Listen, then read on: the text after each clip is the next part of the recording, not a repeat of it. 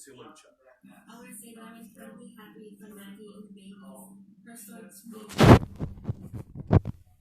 Strength now back, visiting her newborns in the NICU, picking up Nathaniel, feeding Isabella, and tonight that mom. Everybody, I'm Mike Contagion. This November. Overnight, Isabella, the first baby to go home, and Maggie is grateful. I do want to recognize all pregnant women, especially in this year that it has impacted all our lives. Make sure that y'all are showing them love and support. Let them know that they are not alone in this. I'm just so glad, Maggie, the babies are doing well and cheering on the nurses, too. The new season of What Would You Do, 10 p.m. Eastern. Good night. The Republican National Convention says it will test attendees for the coronavirus daily. A spokesperson for the host committee said everyone will be tested and temperature checked each day of the event scheduled for August 24th through the 27th. The RNC moved President Donald Trump's acceptance speech to the Republican presidential nomination from Charlotte, North Carolina to Jacksonville, Florida. They moved for that speech can hold up to 15,000 people. Health experts warn the state may not be a safe place to hold the convention. Florida has turned into the #1 hotspot for the coronavirus, surpassing 200,000 cases over the weekend. Senator Chuck Grassley is the first Republican senator to announce he will not be attending the RNC over coronavirus concerns. Grassley is the oldest GOP senator at 86 years old. He's also president pro tempore, meaning he's third in line of presidential succession. He says he's attended every RNC since 1980. Grassley urged officials to require face masks and social distancing during the event. Senator Lamar Alexander announced after Grassley that he also won't be attending, but did not say if it was due to the coronavirus. And Senator Ron Johnson said he's looking at the precautions being taken before he makes his decision to attend. For Newsy, I'm Caitlin Baldwin.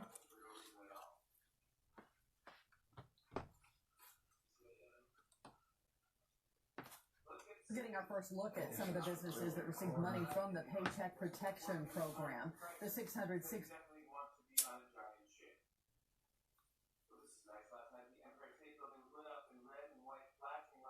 billion federal relief program was designed to help small businesses keep employees on the payroll during the coronavirus pandemic. Our Kate Smith spent the day going through all the data. She joins us now live in studio with how Huntsville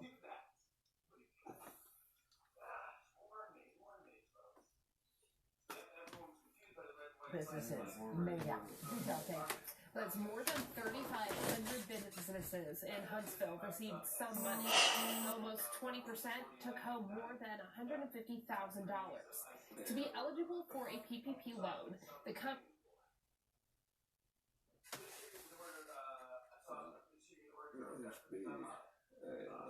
must have no more than 500 employees.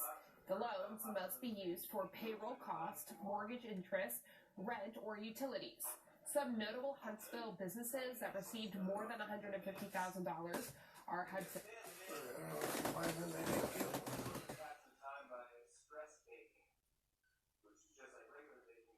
Alpha, Downtown Rescue Mission, Yellowhammer Brewery, and Grub South. Master's Touch Barbershop received $11,000. The shop was shut down during the governor's Safer at Home order. Owner Lee Lamb told me the loan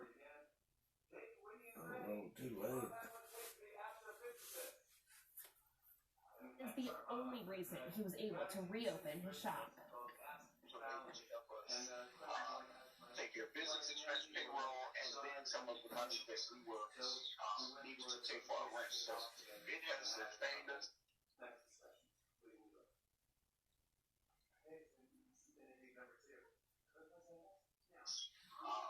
I've been really blessed by it. Last week, the president signed an extension to apply for the program. There is about $130 billion still eligible for small businesses. If you qualify.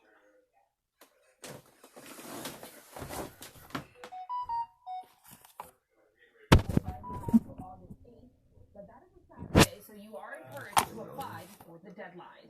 I posted a list of the Huntsville businesses who received more than $150,000 from the Paycheck Protection Program on our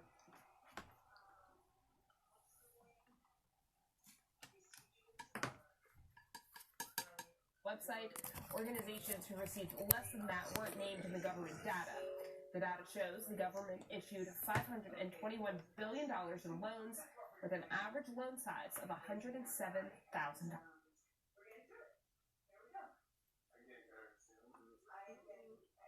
I definitely think we're seeing a rise in surrender cases and animal neglect due to job loss.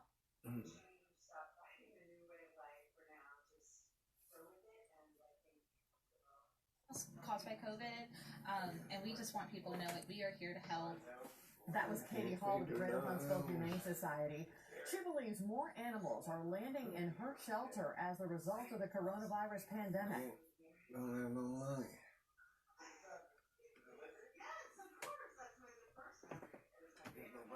Our Nolan Crane has more on how the shelter is working to rehome these animals. Employees here at the Greater Huntsville Humane Society say during the coronavirus pandemic, the number of people who are abusing and neglecting animals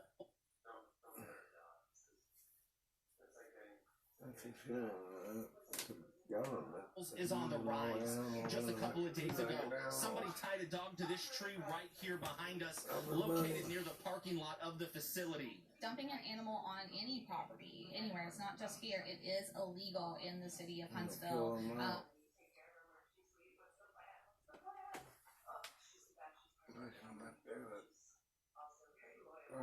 If we catch you on our cameras, we will prosecute it. This dog is not the only animal recently abandoned at the Greater Huntsville Humane Society. We had 4 cats dumped on our front doorstep that were severely malnourished. They were, matted. Go in there and get one. They wouldn't let her get one. Or wouldn't never call her back.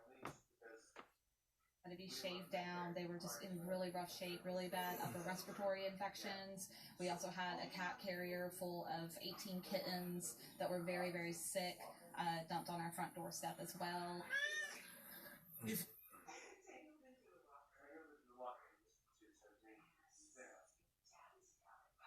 you own an animal and have difficulty taking care of it, there are resources at the Humane Society. We are always here to help. We have a wonderful staff and a lot of resources in Huntsville that can help us out with these. You feed, keep you lifted up.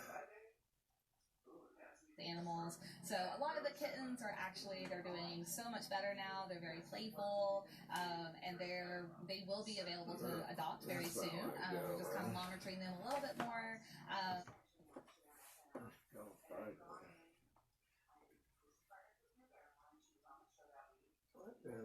The puppy that was tied to the tree actually went to a Loving Forever home yesterday. If you want to adopt or foster a pet, all you have to do is come down here to the Greater Huntsville Humane Society and you can meet your new best friend. Reporting in Huntsville on your side, Nolan Crane.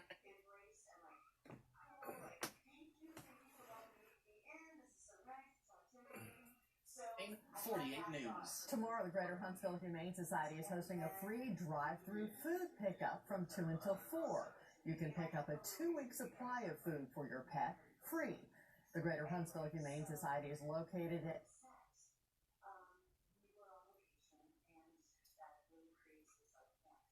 1812 Johnson Road Southwest in Huntsville. Today, the Chinese-based social media app TikTok is back in the headlines. President Trump confirms that the United States is now considering banning the app in an interview with Gray Television. TikTok has more than 1 billion users worldwide and 175 million downloads in the U.S. But the app has been controversial for its origins in China and for its alleged intrusive data collection policies. But that hasn't slowed down its rise in popularity both here and abroad. Joining us now is ABC News contributor Steve Ganyard, who served as a former Deputy Assistant Secretary of State. Thanks so much for joining us tonight. Thanks, Lizzie. So for most people, TikTok is just an app where teens and a handful of older folks record videos of themselves dancing. So explain how it goes from that to a potential national security threat. Is there a real danger here? Yeah, one cybersecurity expert described TikTok as a data collection app masquerading as a social media app and went so far as to call it outright evil. So TikTok collects everything on your phone. phone. Everything about the hardware, who you talk to, when you talk to them, where you go on websites, everything that's on that phone, to include where you are every 30 seconds, is encrypted and sent somewhere back to that company's headquarters. And because we know that by law, Chinese companies, which TikTok is, have to cooperate with Chinese intelligence services, there's real concern around the world, not just in the U.S., that TikTok can be a tool of the Chinese government. On Capitol Hill, you have bipartisan support. Strange bedfellows, Mr. Schumer and Mr. Cotton, who are together calling for an investigation of TikTok, saying that they're worried that they could be something that could be used by the Chinese government in the same way that the Russians in 2016 tried to influence the U.S. presidential election. So, Steve, let me put you on the spot here and just ask, is this something that you do not have on your phone or that you would warn a family member from having? Some of my children do have it, and I'm going to have a little talk with them about what kind of data they're giving up. We know that lots of apps actually, you have to give up data. If an app is free, one way you're going to pay for it. You're either going to put money down towards it, or you're going to give them your personal data.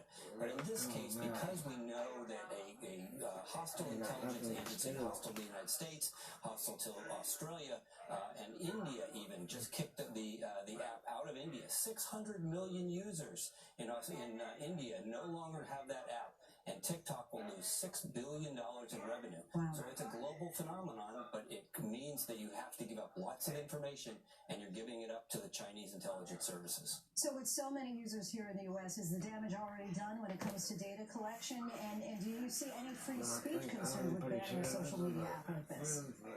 Yeah, some people are going to say, look, I'll do whatever I want. It's my personal data. And they are, to each their own. And if they want to give up their personal data, certainly they can. But I think that there's going to be pressure because there is bipartisan support on the Hill to rein this app in and limit the amount of information that at least goes back to China and make sure that there is some sort of privacy on people's personal use. It's something that's scary after the 2016 election, when we saw the Russians use social media to try and upset the election or swing the election in certain ways. So it's scary. People are worried about it because of its power, and it's been downloaded so many times and it's so popular. Many people certainly rethinking those viral dances tonight. Steve Ganyard, thank you as always for your expertise.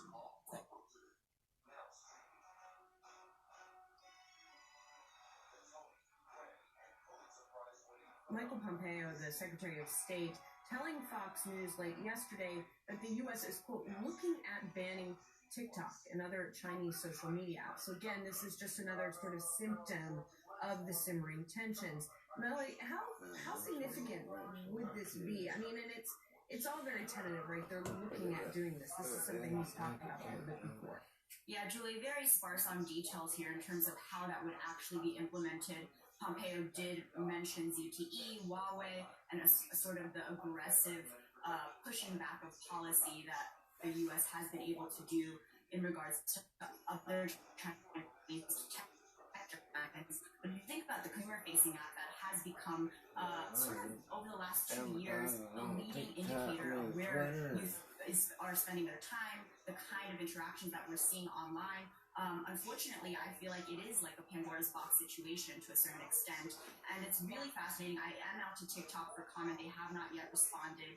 I want to note that our office in Playa Vista is a stone's throw away from actually the TikTok U.S. headquarters in LA. I do see on LinkedIn every day there are new job postings. We know that Kevin Mayer of Disney was recruited to be the U.S. CEO exactly a month ago, and when you think about that sort of a hire, it was precisely to mitigate these sorts of announcements from Pompeo, right? To make it so that there is a liaison where a lot of the scrutiny, potential espionage of being able to access U.S. consumer data would be able to be, kind of talked away.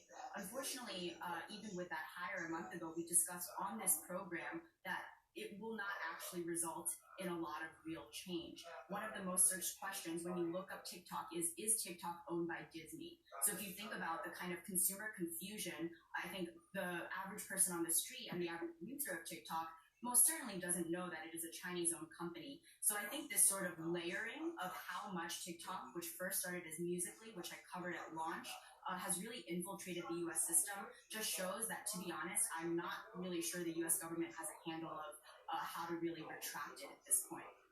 Yeah, I agree, guys, and I'm glad Melody mentioned the Kevin Meyer hire from Disney, because I think that that's a reminder that there's a real U.S. presence for TikTok.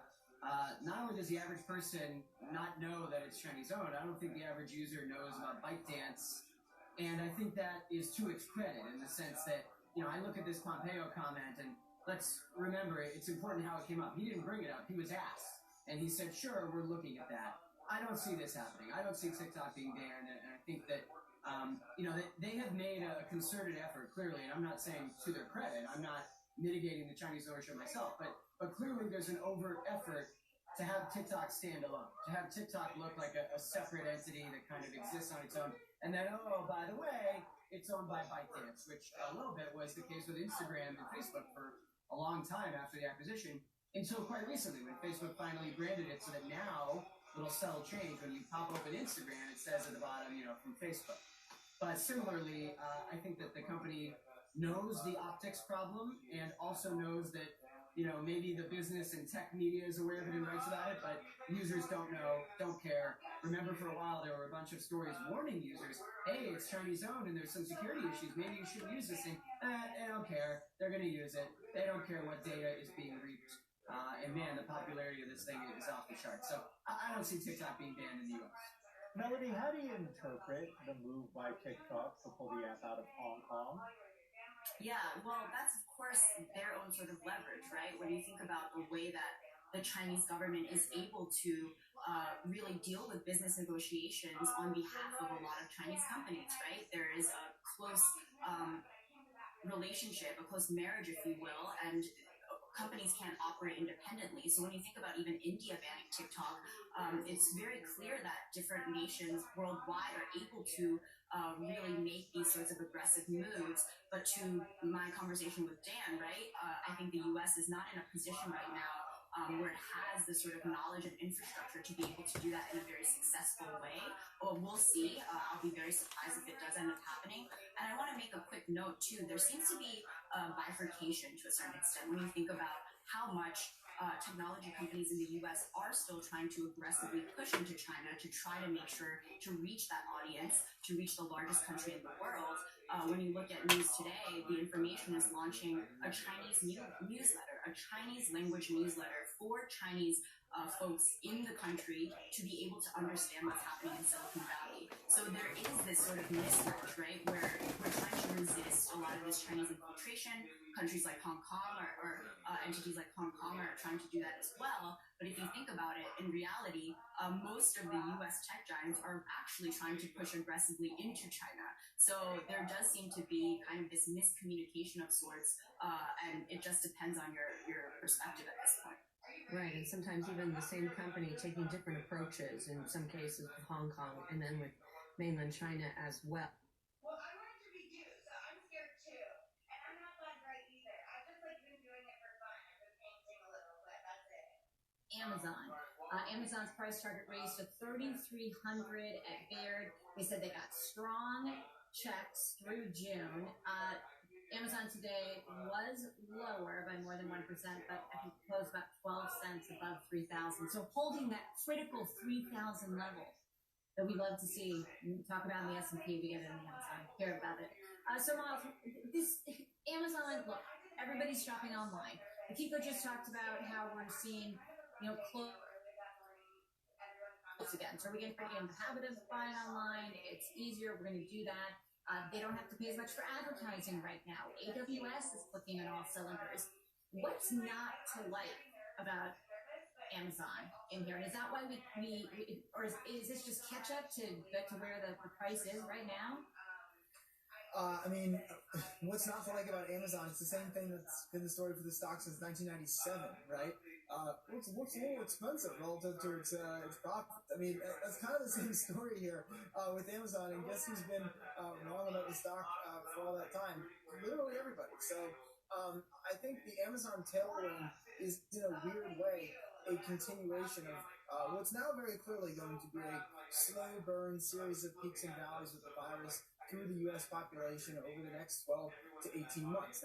This is not going to go away, and I think the behaviors we've started to adopt, or maybe adopted quickly, kind of in a harried manner, these are now here to stay. And you can, for example, we are still going to need masks and cleaning supplies, and we are going to prefer things sent to our homes rather than going out to get them.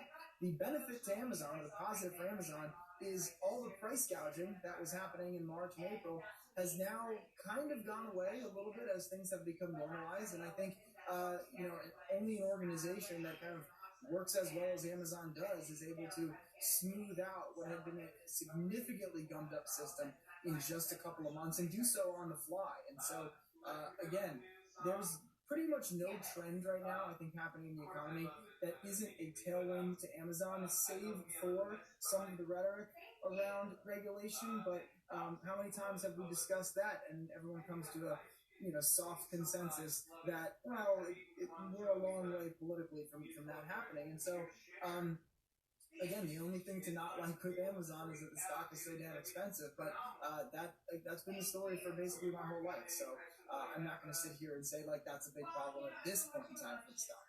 I think Baird would have liked to have waited one day before they published this report because it does not incorporate the news we heard today about Walmart starting up a service that will compete with Prime, so a membership service that offers free shipping and also undercutting Amazon on price. I look for any mention of Walmart in this note, and it's just some boilerplate. It says toward the end, Amazon faces competitive risks from traditional retailers such as Walmart, Target, Barnes & Noble. By the way, does anybody think Barnes & Noble actually is a competitive threat to Amazon anymore? But at any rate, they really didn't talk at all about Walmart coming on strong with e-commerce.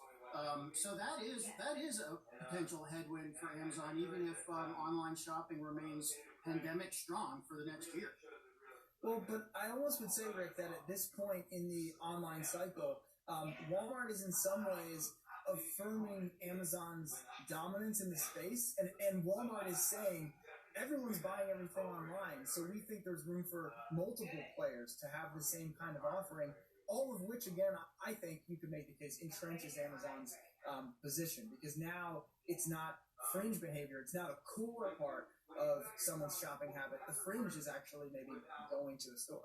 Well, here's a question. I mean, if Walmart does underprice Amazon on its Prime-like membership service, could it actually take market share away from Amazon, whatever you call that market, the online shopping membership, club or whatever it is? I mean, could they actually take Amazon customers? I don't know. I kind of feel like they could. It's a recession. People are sensitive to what things cost. If you could save $30 a year when money's tight and feel like you're going to get the same service in return, would you do it? I think 5 to 10% of the Amazon Prime customers might do it. Yeah, and 5 to 10% might do both. I do. The one thing Walmart's got is groceries. Groceries are a lot better than what Amazon has going on with groceries, so you can see why you might make the pivot. Yeah, and they would have to really package it and market it well. So Amazon does a great job of giving you other stuff with Prime, some movie stuff, some music stuff, and Walmart really doesn't have much of that anymore. But can they, layer this up and make it seem like they're getting a better package than Amazon? That's on them as a retailer, but also as a marketer. Yep. And as you noted on that news, Walmart today was up quite a bit. I think up more than 6%, biggest performer in the Dow.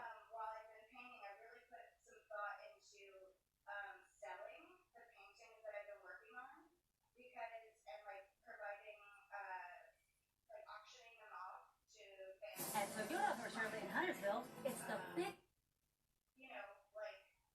money can go to a charity or something to help with everything that's going on right now. So if you want to, we could totally auction these off when we're done. Oh my gosh. Alright, let's do it. I would totally be down. You gotta see what this guy looks like. Yeah, I don't know if anyone's gonna buy this. But we can try. You sign it. You put like the Oh my goodness, I just messed up so much. Yes, I'm gonna sign it. Oh man. President Donald Trump held a campaign rally at Pease in 2011 when he was considering a run. honestly, there's worse photos of me out there. Trust me, sadly the internet exists.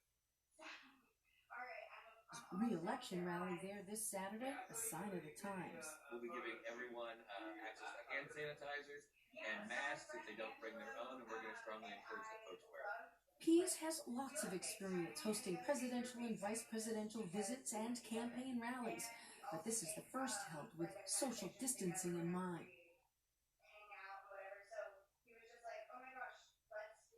We've done similar in the past, where we utilize a large corporate-style hangar to serve as an egress for a gateway into the concrete tarmac ramp and apron of the airport. Pease, the campaign, Secret Service, and state and local police working out details. We've been expecting this, even though in these difficult times, we figured that he'd be coming at some point. Governor Chris Menino says it's imperative that folks attending the rally wear masks, and that if he greets the president at the airport, he will be wearing one. The campaign encouraging anyone high risk or with family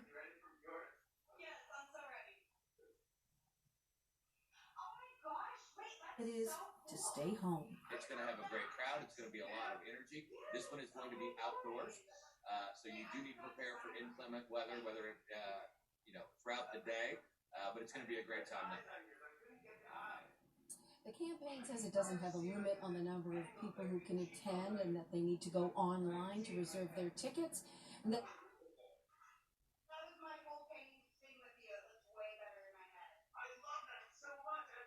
that's where there will be updates on where the venue will exactly be, where they can park, and what they can and cannot plan to bring with them.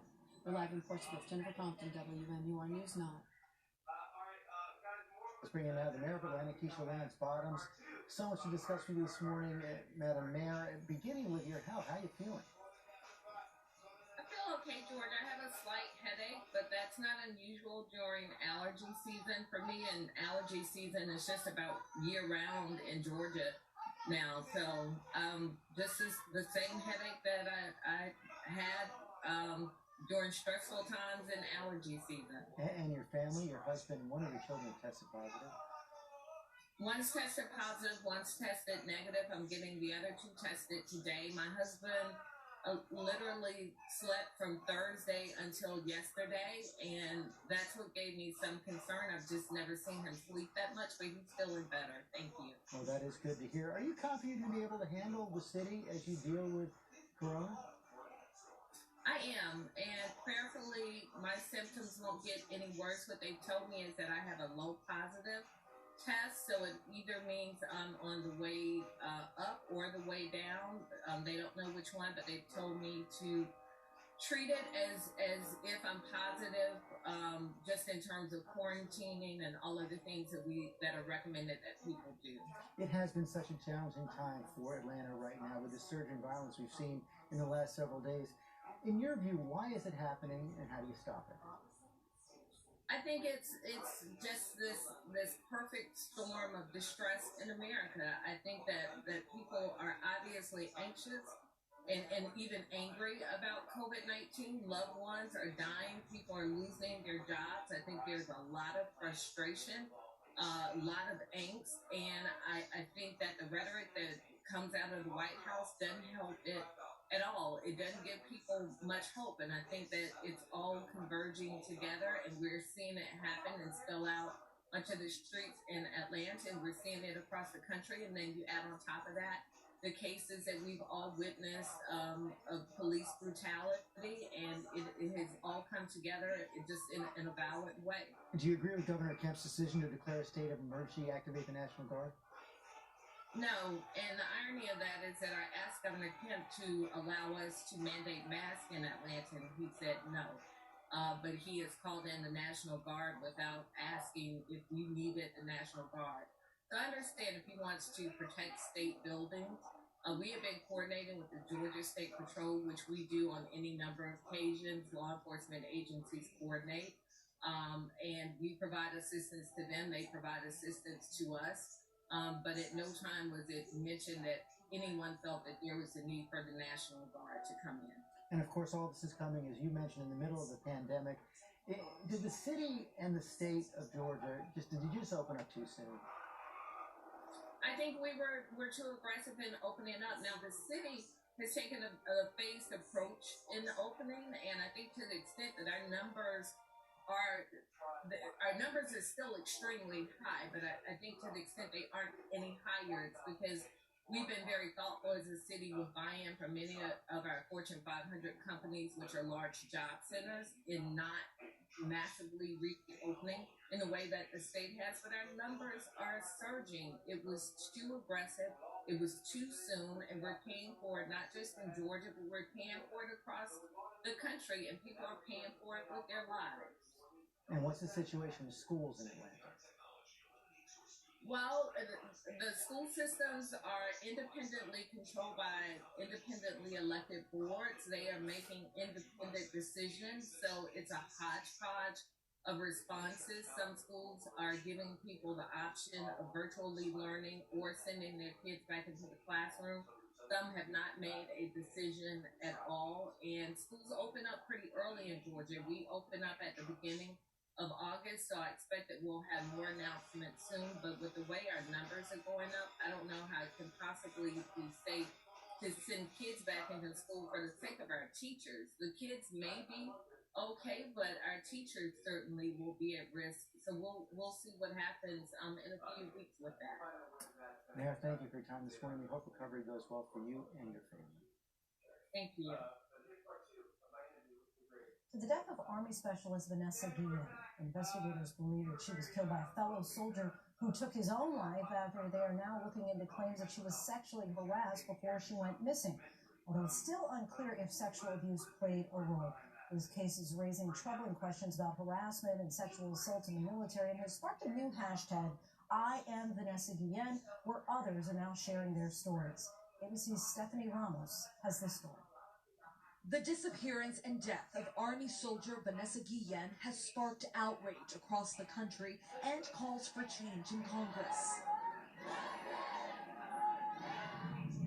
The 20-year-old soldier was last seen alive in April at one of the largest Army installations in the country, Fort Hood in Killeen, Texas. The loss of a talented soldier, the loss of a loving family member, and the loss of a friend with a bright future ahead of her. Army investigators located human remains last week, buried near a river about 20 miles from the base. The Army confirming this week the remains are indeed Vanessa's. That confirmation announced on the same day suspect Cecily Aguilar appeared in court, charged with helping to dispose of Vanessa's body. The criminal complaint says Aguilar allegedly told the FBI she and her boyfriend, Army Specialist Aaron Robinson, went back to where they disposed of Vanessa's remains days later to break them down more. Aguilar then leading investigators to Robinson. When they confronted him, Robinson shot and killed himself. Guillen's family says Vanessa told them she was being sexually harassed by a soldier before her disappearance, but didn't report it. It's not clear if Robinson is that soldier. The Army says they're still investigating those claims, but say they have found no evidence that Guillen was sexually harassed. How this happened at work, at the base, with thousands of people there. I think this will haunt everyone forever. Guillen's family says the Army didn't take Vanessa's disappearance seriously. They had 2 months, and clearly they're not capable of anything because they didn't get answers. They had 2 months. 2 months. And that's a disgrace. What I was able to share was tempered by my responsibility to protect the integrity of the investigation so that we could A, find Vanessa, B, prosecute those responsible for this travesty, and in the end be in a position to punish them. And I just wish I could have done a better job balancing those two needs. A prominent Latino civil rights organization, the League of United Latin American Citizens, known as LULAC, is now urging Latinos not to join the military until they have answers as to how this could have happened to Vanessa. Why do you think it took so long for the Army, for the military to come forward and say, yeah, this is suspicious, there is some foul play here? You know, when we saw that occur, and it was really almost 2 months later when they finally said that there was foul play that was involved, you know, that really made us wonder, Stephanie, is the proper protocols were followed. And I know that the family and Natalie, who represents the family, alleged that there was a breach in protocol and that this case was not properly investigated. Army investigators are trying to figure out what the exact relationship was between Vanessa and Robin